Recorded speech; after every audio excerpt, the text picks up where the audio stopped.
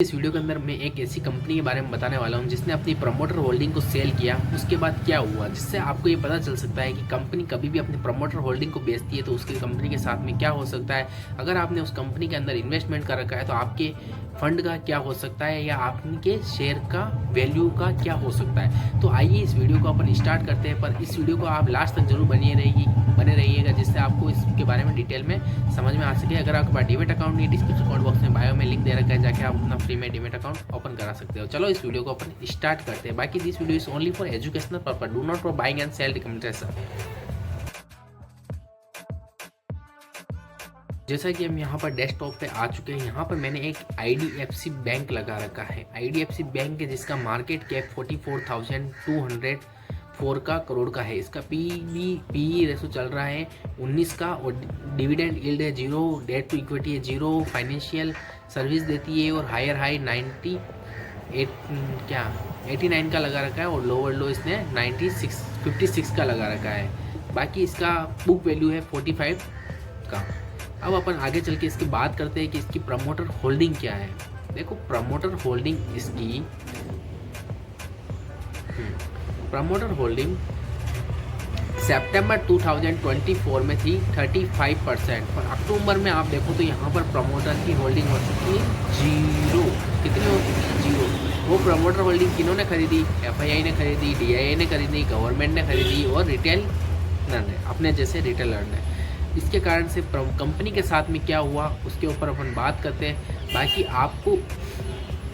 बाकी आप सब चीज़ें देखोगे तो आपको यहाँ पर रेड ग्रीन सिग्नल भी आपको देखने को मिलेंगे। जैसे आप इसकी अपन लाइबिलिटी बैलेंस शीट देख रहे हैं तो टोटल एसेट्स देखोगे तो टोटल एसेट्स आपको बढ़ती हुई दिख रही है, टोटल लाइबिलिटी आपको बढ़ती हुई, मतलब एसेट्स के बराबर है। तो मैं इसमें वैसे भी रेड सिग्नल ही मानता हूँ। कैश फ्लो देखोगे तो प्लस के अंदर है। इनकम देखोगे तो इसका रेवेन्यू बढ़ता हुआ है, प्रॉफिट भी कमा रही है कंपनी।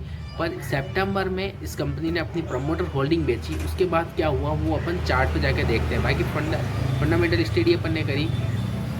यहाँ पर मंथली टाइम फ्रेम लगा हुआ है, यहाँ IDFC बैंक लगा हुआ है। ये सितंबर मंथ से पहले ऊपर की ऊपर तरफ जा रही थी 56 से इसने 100 का ऊपर इसने हाई टच किया है, 100 का हाई टच किया है, समझ रहे हो? 100 का हाई टच किया है, ऊपर जा रही है। अब किसी ने यहाँ पर बीच में इसको इस 100 पॉइंट पे बाई किया होगा तो 100 पॉइंट से ये अभी नीचे की तरफ आ चुकी है। कितना परसेंट नीचे आ चुकी है? आप हाई से लेके यहाँ तक देखोगे तो ये 40% नीचे आ चुकी है, मतलब 40% कंपनी ड्रॉ डाउन हो चुकी है। ऐसा इस क्यों हुआ है? तो ये जो मंथ देखोगे ये है सितंबर मंथ में कंपनी ने अपनी प्रमोटर होल्डिंग बेची। उसके बाद कंपनी ने नया लोअर लो लगाती हुई नीचे की तरफ चली गई।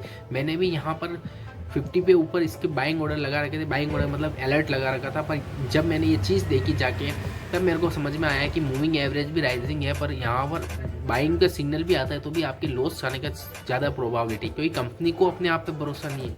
इसके कारण से कंपनी ने प्रमोटर होल्डिंग बेच दी है। तो प्रमोटर होल्डिंग जाने की वजह से कमिंग में कंपनी के अंदर जो स्टॉक्स है जो इस कारण से नीचे की तरफ आया और प्राइस नीचे की तरफ जाती जा रही है।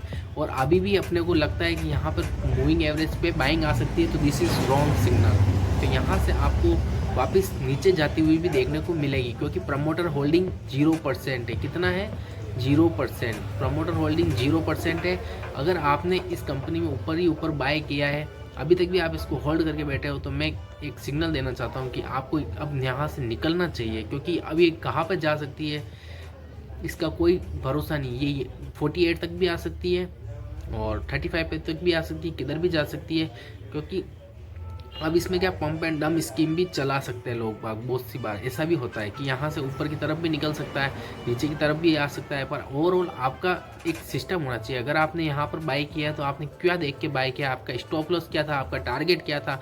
बिना स्टॉप लॉस और टारगेट के साथ आप काम करोगे तो आपके साथ में क्या हाल हो सकता है, ये आपको 40% कम नहीं होता है। अगर आपने 1 लाख रुपये लगाया तो आपका पैसा 60,000 ही रह गया। अगर आपने 1 करोड़ रुपये लगाया तो आपका पैसा में 40 लाख रुपए उड़ चुके हैं और 60 लाख रुपए ही रह चुके हैं। 40% इज़ वेरी बिग अमाउंट। तो आप जिसने इन्वेस्टमेंट किया है तो उसके हिसाब से 40% परसेंटेज वाइज देखोगे तो बहुत बड़ा नुकसान देखने को मिला है खाली प्रमोटर होल्डिंग को देख के। अगर आप किसी भी कंपनी में इन्वेस्टमेंट किया है तो आपको पता होना चाहिए कि उसमें किस प्रकार से आने वाले टाइम को आपको उस कंपनी को देखते रहना चाहिए कि किस प्रकार से उसका मोमेंटम चल रहा है, किस प्रकार से वो कंपनी के प्रमोटर क्या कर रहे हैं, कंपनी में क्या न्यूज़ आ रही है, क्या इवेंट चल रहे हैं, क्या मीटिंग हो रही है, अनाउंसमेंट क्या हुआ है। ये सब चीज़ें भी आपको पता होनी चाहिए अगर आप लॉन्ग टर्म इन्वेस्टमेंट भी करने के बारे में सोचते हो तो। क्योंकि अगर आपने इस प्रकार से कोई कंपनी में इन्वेस्टमेंट कर दिया और उसके प्रमोटर होल्डिंग निकल जाती है, तो प्रमोटर होल्डिंग किसी भी कंपनी में हो, अगर सब कुछ अच्छा दिख रहा हो ना बैलेंस शीट के ऊपर, पर आपको प्रमोटर होल्डिंग यहाँ पर 0% हो जाती है, तो कंपनी में इस प्रकार से कोई भी कंपनी हो तो इस प्रकार से नीचे आती हुई देखने को आपको मिल सकती है। बाकी this video is only for educational purpose, do not for buying and selling recommendation. Video अच्छी लगी लाइक कीजिए, चैनल पर सब्सक्राइब कीजिए। बाकी डीमेट अकाउंट ये डिस्क्रिप्शन अकाउंट बॉक्स में बायो में लिंक दे रखा है, तो जाके आप अपना फ्री में डीमेट अकाउंट ओपन करा सकते हो। बाकी ये वीडियो आपको कैसी लगी कमेंट बॉक्स में जरूर बताइएगा। बाकी थैंक्स फॉर वॉचिंग।